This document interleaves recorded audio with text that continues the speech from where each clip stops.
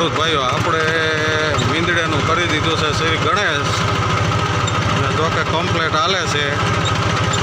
જોકે આપણે માં સૈયડ કુળદેવી માનું નામ લઈને ગમે એ પગલું ભરીએ છીએ એટલે આપણે ક્યાંય નિષ્ફળ જતા જ નથી.